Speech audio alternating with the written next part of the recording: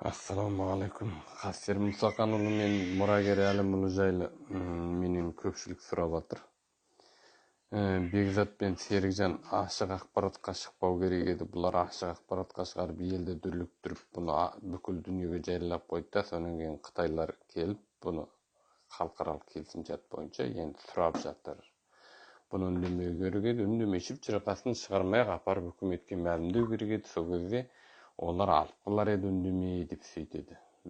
Одан кейін біреулер айтады, ой, мал ұрлығын жасаған екен олар, Қытайдан кредит алып қашып кеткен екен дейді. Біреулер айтады, ой, ең жайлауға біреуге барып мал іздеп, қазір малшы, мал бағатын адам іздеп жүргендер көп қой, соларға неге бере салмаған, үндемей пәлен жылын өткізетін еді ғой дейді. Осыған қатысты мен өзім бір пікірлерімді айтайын. Бекзат пен Серікжан ашық ақпаратқа шықпаса, бұны халықаралық ұйымдарға мәлімдемесе, осы ел ішіндегі неменеге мәлімдемесе, онда бұларды кім қорғай алады? Қай заңның қай бабы бойынша қорғайды? Ашық ақпаратқа шықты дегеннің өзі мәлімдеді деген сөз. Үкімет органдарының, ұлттық қауіпсіздік комитеті болсын, ішкі істер министрлігі болсын, көші-қон полициясы болсын, және басқа да үкімет органдарының өзі бір көзі мына қызмет істеуінде болса, бір көзі қоғамдағы ақпаратта не деп жатыр? Олар күнделікті WhatsApp'ты, Facebook'ты, ананы мынаны ақтарып көріп отырады. Осы ашық ақпаратқа шықты дегеннің өзі бір жағынан алғанда бұны мәлімдеу деген сөз. Біз осыны анық түсінуіміз керек. Бекзат пен Серікжан деп кеттім. Бекзат болсын, және басқа ата жұрттағылар болсын, осы ата жұртта жұмыс істеп жатқан адамдардың барлығы белсенділер, бұлар заңгерлер емес. Қоғамға жариялады деген сөз, қоғамнан көмек сұрап отыр деген сөз. Бұл көмек деген тек қана қаржылай көмек емес. Бұл заңдық көмек, ақыл, кеңес, жөнін білетін адам жөнін айтады, жолын білетін адам жолын көрсетеді деген сөз. Сол арқылы сен жариялайсың, сол арқылы қоғам біледі, сол арқылы күллі дүние хабар тарады. Көпшіліктің назар ауады. Назар ауғаннан кейін оның ішінде жаңағы жамандардың да назар ауады, жақсының да назар ауады.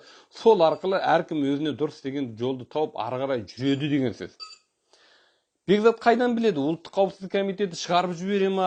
Қайсы заңның қайсы тармағы бойынша қалай істейтінді Бекзат білмейді. Бекзаттың білетіні қоғамға жариялады ма? Болды. Ашық қоғам, оның ішінде құпия жасыратын ештемесі жоқ. Ол қылмыс істеп отырған жоқ Бекзат. Ашық қоғамға ашық жасайды. Ол итак қылмыс өткізілді, шекараны бұзып келді. Енді осы шекараны бұзып келген адамды қалай құтқарып қаламыз? Сол жағынан көмектесіңіздер оны. Ой, Бекзат ашық ақпаратқа шықпау керек еді, Бекзат үндемей қою керек еді, Бекзат үндемей апарып ұлттық қауіпсіздік комитетіне апарып тапсырып беру керек еді. Жарайды, ұлттық қауіпсіздік комитетіне үндемей апарып тапсырып берсін. Ұлттық қауіпсіздік комитетінің өзі үндемей апарып Қытайға бере салса не дейсің? О кезде сен не деп айтасың Бекзатқа? Ой, сен әншейінде жариялайтын, неменеге жарияламай қаласың демеймі? Серікжанды соншалық, Бекзатты соншалық данышпан деп ойлайсыңдар ма? Ата жұртта мен сіздерге айтайын, ешқандай данышпан жоқ. Ата жұртта тек қана қоғамға жария, қоғаммен бірлесіп жұмыс істейтін, мемлекеттік қызметтің ашықтықтығын, қоғамдық қызметтің ашықтықтығын қарайтын, жариялықты қалайтын, демократияны сүйетін азаматтар, белсенді азаматтар жұмыс істеп жатыр. Жалпы Қытайдағы қазақтарды қайтсек құтқарамыз деген ашық ниетті, таза жүректі адамдар жұмыс істеп жатыр. Оларда сол ғана бар. Оларда қаржы да жоқ, оларда құқық та жоқ, оларда немене де жоқ, қолынан келетін басқа артық ештемесі жоқ. Оларда ондай бір құдірет те жоқ. Олар керемет бір данышпан да емес, айналайындар. Соны түсініңіздерші. Одан кейін өздеріңізді солай әрекет етіңіздерші, бауырлар.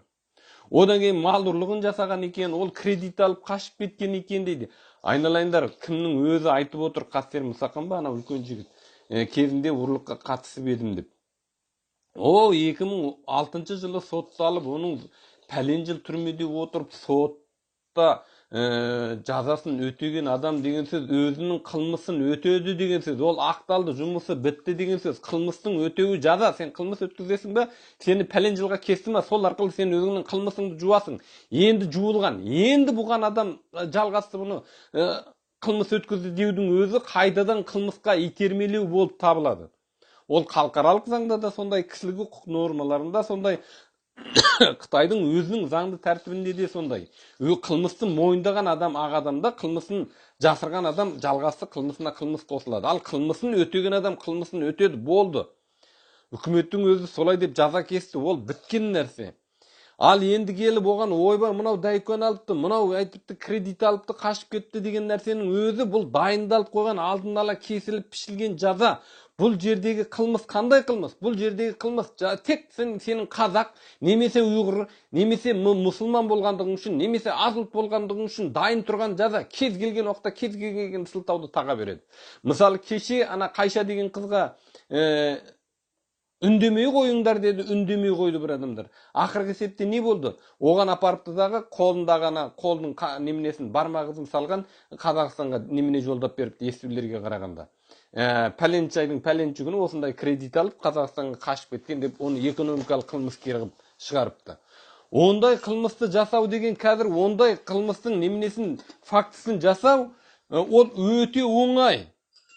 Мысалы 2015 жылдан бастап Қытайдағы қазақтардың ұйғырларды білмеймін енді телефоннан сөйлесіп, WeChatпен сөйлесіп, хабарларын алып тұрдық қой. Сол кезден бастап әрбір қазақты жинап алып, оның қанын алып, оның бойын өлшеп, дене салмағын өлшеп, оның туған туысқаны неше, Қазақстанда қанша туысы бар, кім қай жерде тұрады, соның барлығын анықтаған Қытай не үшін анықтады? Сол кезде солардың бармағызын неге алды? Қазір деген нанотехнологияның заманы. Қолыңыздағы сотканың өзі 5G, 6G'ді неғіп батыр. Қазір 5G'ді қолданысқа енгізіп батыр, 6G'ді зерттеп батыр. 6G деген не? 6G деген анау телевизорда өткенде көрсетті, егер менің түсінгенім қате болмаса, соткаңызды алады екенсіңіз де қолыңызды соткаңызға қаратып отырып сермеп қалады екен, сіз біреумен хабарласпақшы болсаңыз, мысалы мен өзімнің ұлыммен хабарласпақшы болсам, ұлымның телефон номерін алады екен де, бүйтіп сотканы басып қосам, ұлымның бейнесі, сәулесі қысқасы. Көз алдымда көлбеңдеп шыға келеткен. Ол суда шомылып жүр ма? Ол телефонын қабылдаса болды. Ол неменеде көл жағасында жүр ма? Теңіз жағасында жүр ма? Жоқ, тауда серуендеп жүр ма? Шыға келеткен оның. Тамақ ішіп отыр ма мысалы? Сол күйінше сол бейне шыға келеткен, сол бейнеге мен сөйлейді кім кәдім көз алдымда тұрғандай. Ана баяғыда ертегілерден естуші едік қой, мың бір түннің ертегілерінден. Әйнекті ана сандықты ашып қалса, артынан айна көрінеді, айнаның ішінен адамның не істеп жатқаны көрінеді деген. Қазір сондай технологияға өтіп кетті. Сондай нанотехнология болған жерде біреудің бармақ ізін көшіре салу деген ол қиын ба? Ол Қытайдың алдын ала дайындап қойған қылмысы, әрбір қазақ сен былай істесең орға түсесің, былай істесең көрге кіресің, былай істесең торға түсесің деген. Біз осыны түсінбейміз ба айналайындар? Қытайдағы қазақтардың мәселесі көтеріліп жатқалы өзі 1 жыл болған жоқ қой. 2015 жылдан бастап осы мәселемен құлағымыз шулап келе жатыр. Біз кішкене біреуге бірдемені айтатыннан бұрын, біреуге жала жабатыннан бұрын бірдемені ойланайық бауырлар. Одан кейін осының өзімізге де тиетін зардабын ойланайықшы. Bir кісі айтады ақылсынып. Ой, оны анау 150 мың теңге береміз, 200 мың теңге береміз. Бізге мал бағып беретін адам керек еді, малшы керек еді, қойшы керек еді, жалшы керек еді деп реклама деген көп қой газетте. Соның біреуіне берсен, ен жайлауға жіберсе, біреудің пәленшінің малын бақса, сол жерде қатынын алатын еді, бала шағалы болатын еді. Содан кейін 5-10 жылдан кейін жағдай оңалғаннан кейін шыға келетін ғой дейді. Ай, мынаны қай ақылыңызбен айтып отырсыз? Қандай данышпан адамсыз? Мен сізге айтайын. Ол адам сол жерге барып біреудің малын бақсын. Өзінің қолында документі жоқ, ешқандай бір тіркеу жоқ. Өзі заңсыз мигрант адамды, қайдан келгені белгісіз адамды кім сеніп алады жалшылыққа? Ондай адамды алса да рекет алады. Нағыз қанаушы, қанішер адам алады. Ол аппаратта оны құл қылып қоймай ма? Ол Қытайдан құлдықтан қашып, міне жерге келіп тағы құл болса, оның қашқанынан не өнім болады сонда? Одан кейін аппараты қашып аппараты біреудің малын бағады. Малын бағып жүргенде сол жерде біреудің қора малы жоғалса қайтеді. Қазір біреудің есігін тақап қойып, КамАЗбенен келіп малын тонап кетіп жатқанын, бір күнде бірнеше сиырын сойып, машинаға басып алып кетіп, терісімен бас сирағын тастап кетіп жатқанды көріп жүрміз ғой осы WhatsApp-тардан, Facebook-тардан. Мысалы сол сияқты біреудің 10 тұяқ малы жоғалсын, тіпті қорасы үйірімен жоғалып кетсін. Bir қора қойын бірақ алып кетсін келіп КамАЗға тиеп бір күнде. Оны кімнен көреді? Дайын қылмыскер Қастер Мұсақаннан көре салмай ма алдында тұрған? Мұрагер адамынан көре салмай ма? Міне мынау болатын күдікті. Мен осыдан күмәнданамын. Өйткені қайдан келгені белгісіз, несі жоқ деп. Одан кейін сіздер ойламаңыздар, анау таудың басында милиция болмайды деп. Кім айтады милиция болмайды деп? Ол жерде де милиция бар. Сол жердің участковый полициялары бар. Одан кейін қазақтар бір-бірін қарап жүреді. Қазақтың ол әдеті, үйіне біреудің үйіне қонақ келсе, бүкіл ауыл жиналады. Базардан келген базарлығы бар ма екен? Алып келген тәтті тұрымы бар ма екен? Тойлық шашуы бар ма екен? Ауыз тиейік деп. Не жаңалығы бар екен қалада? Естейік, білейік деп. Қаладағы қазақ емес, ол бір-бірімен қарым-қатынас жасамайтын. Қарама-қарсы есікте бір аттам жерде тұр, бір-біріне кірмейтін.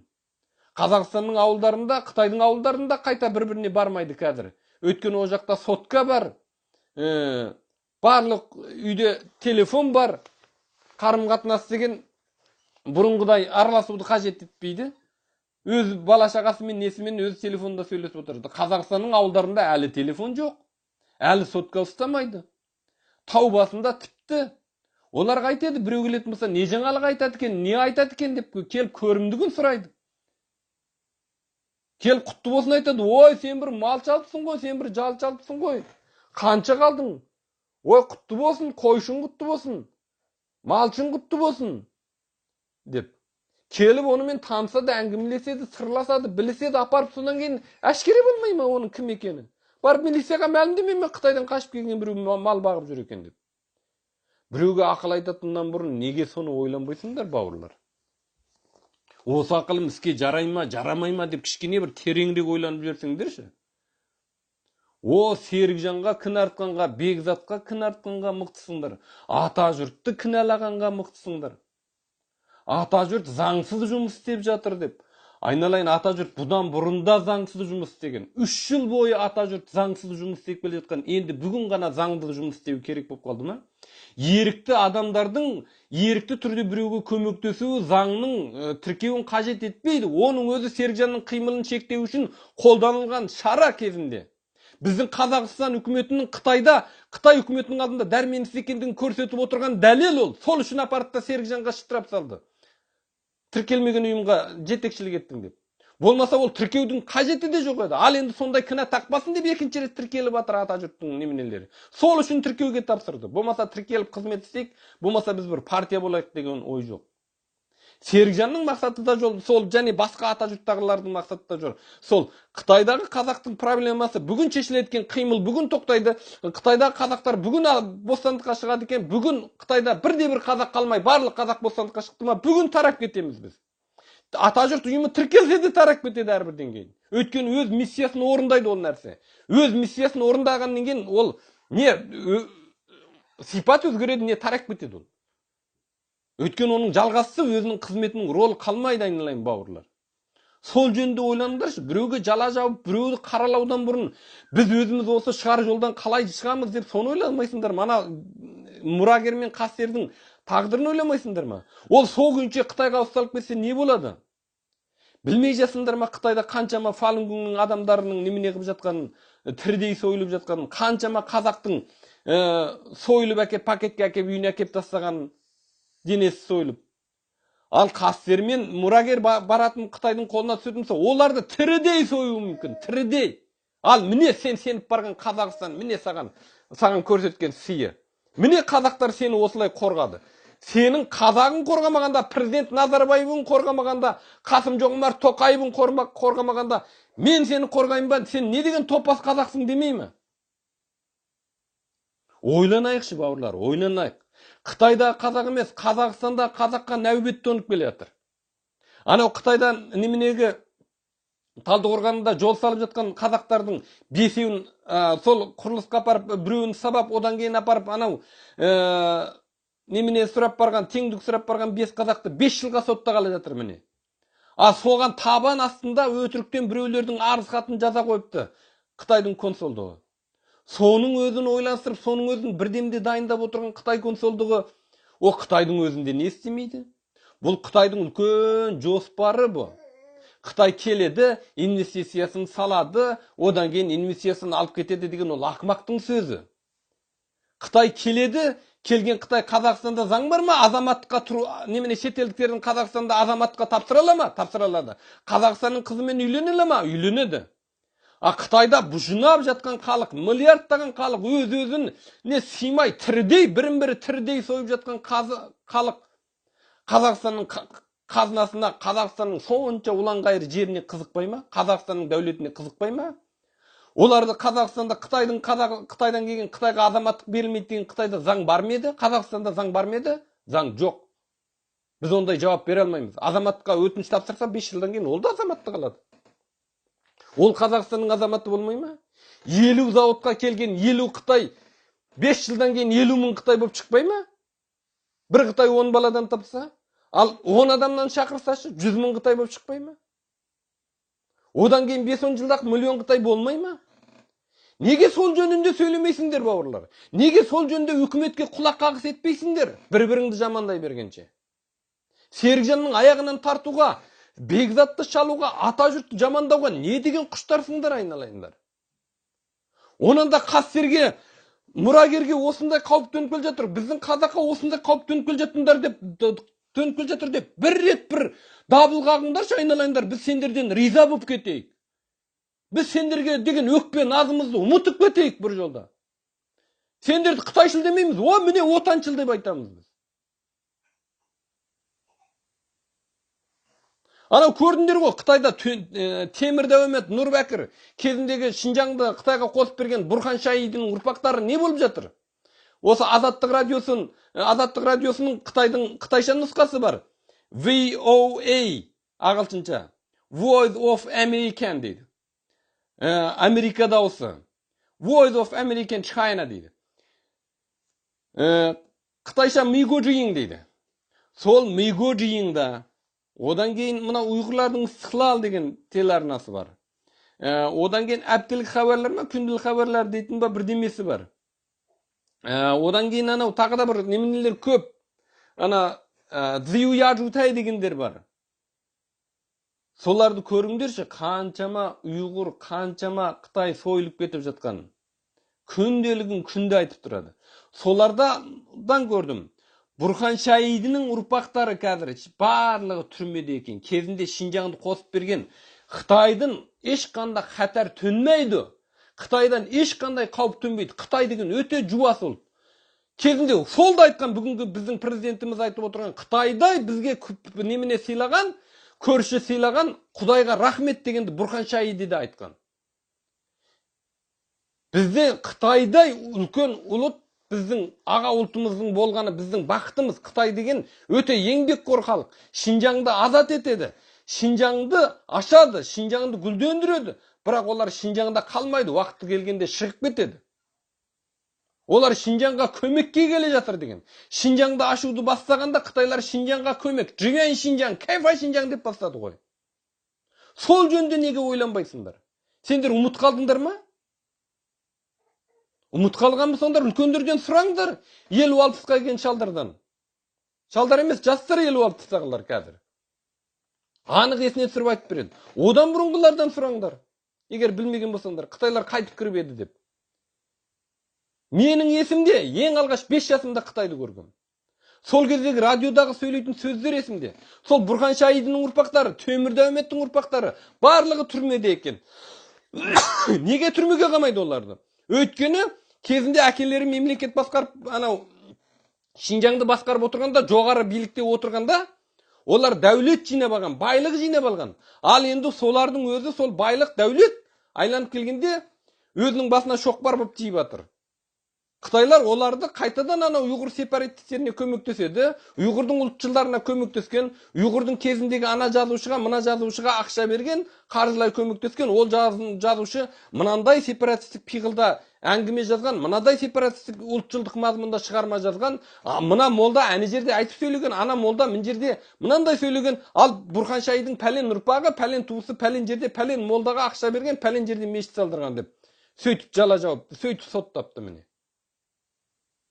Ертең соттай салады, бүгін сендер Қытайға көмектескендер, Бүгін Қытайдың сөзін сөйлеп отырғандар, бүгін Серікжанның көзін жоғалтады, бүгін осында қақсап отырған менің көзімді жоғалтады, ертең ары кетсе 10 жыл 20 жылдан айланбай сендерді де жоғалтады. Тіпті өздерің бақытты өмір кешсеңдер де сендердің ұрпақтарың түрмеде өтетін болады, айналайын бауырлар. Соны ойланыңдар. Ал біздің сөзіміз айтқанымыз шындыққа айналып, біздің айтқанымыз жеңіске жетеді екен, онда сендер аман қаласыңдар, біз бәрібір сендерге тиіспейміз. Қазақ қой, қойшы деп. Ары кетсе бір екеуің қылмыстың жазаланасың, болды, ары қарай жазаланбайсың.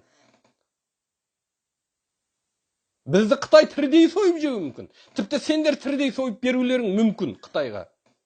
Ал айланып келіп, артынан өздеріңнің ұрпақтарың сол Қытайдың түрмесінде жататын болады.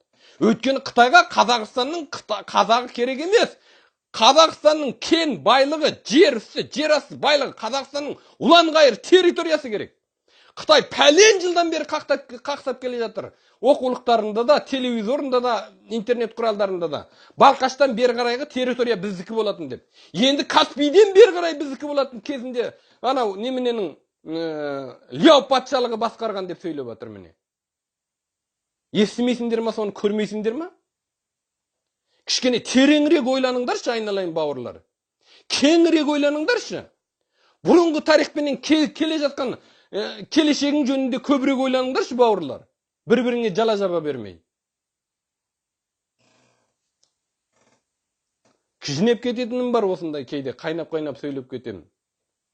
Кешіріңдер. Бірақ сендер де ойланыңдар. Кеңірек ойланайық, бауырлар. Болашағымыз жөнінде ойланайық. Ұрпақтар жөнінде ойланайық. Қастер Мұсақанұлы, мұрагер Әлімұлының тағдырын ойланайық.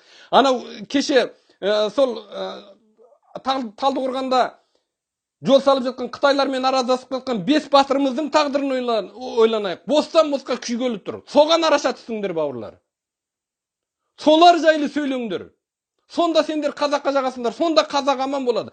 Қазақстан аман болса, қазақ аман болады. Қазақстан аман болса, қазақ аман болса, сендер де аман боласыңдар. Сендердің ұрпақтарыңда баяшатты, бақытты күн кешетін болады. Бүгінгі тағдыр, бүгінгі міндетті біз бүгінгі басымызға түскен міндеттен біз бас тартпайық. Біз ұрпағымызға міндет аманаттамайық, бауырлар. Өзіміздің бүгінгі атқаруға тиісті міндетімізді бүгін өтеп кетейік. Ертеңгі ұрпақтарымыздың, олардың тағдырдың өзінің жүктейтін өз міндеті бар. Олар бүгінгі бізден қалған міндетті мойнына алмасын. Егер Алаш дияларының армандаған үкіметі құрылып кеткен кезде, сол кезде қазақтар бірін-бірі әшкерелемегенде, Оспан армандаған Шығыс Түркістан құрылып кеткенде, бүгінгі қазақ бүгінгі қорлықты көрмеседі. Оспан кезінде ондай қазақтар бітпеген, Алаш үкіметінде қазақтар өйтпеген деп шешенсін сөйлейсіңдер ғой. Қазақтар сол кезде де бірін-бірі әшкерлеген. Сол кезде де бірін-бірі жамандаған. Және сол Алаш дияларында Оспанды да аттырған, жалалаған осы қазақтың өзі болатын. Бірінші тергеген өздері. Одан кейін барды да сол кездегі заңға, законына салып, өзінің несі бойынша аттыра салды, бітті. Ал олар атылғаннан кейін не болды? Артынан ашаршылық орнады. Ашаршылықтан кейін қуғын сүргін орнады. Қуғын сүргіннің артынан не болды? Репрессия болды. Тоқтамаған репрессия 86 жылға дейін жалғасты Қазақстанда. Қытайда ше, міне, 56 жылдан 66 жылға дейін, 66 жылдан 76 жылға дейін жалғасты. 76 жылдан кейін 78 жылға дейін біраз баяулады да, 78 жыл дың-шауқың шыққаннан кейін тоқтады. Міне, Жаң Зіміннің уағынан бастап қайта бастала бастады. Жаң Зіміннің уағында ең алдымен діни қайраткерлерге қарсы күрес басталған, дінге қарсы күрес басталған. Міне Ши Цзиньпиннің уағында келгенде күшіне мінді. Қытайда құдіреттенді. Олардың неменесі де жаңағы ұлттарды жаныштау әрекеті де күшіне енді. Тереңірек ойланып, кеңірек ойланып сөйлейік, бауырлар. Өз тағдырымызды ойлайықшы. Серікжанның, менің тағдырымды ойламай қойыңдар, өздеріңнің ұрпақтарыңның тағдырын ойлаңдар. Келешек ұрпақтарың қалай болады? Сол жөнінде ойланыңдар, бауырлар.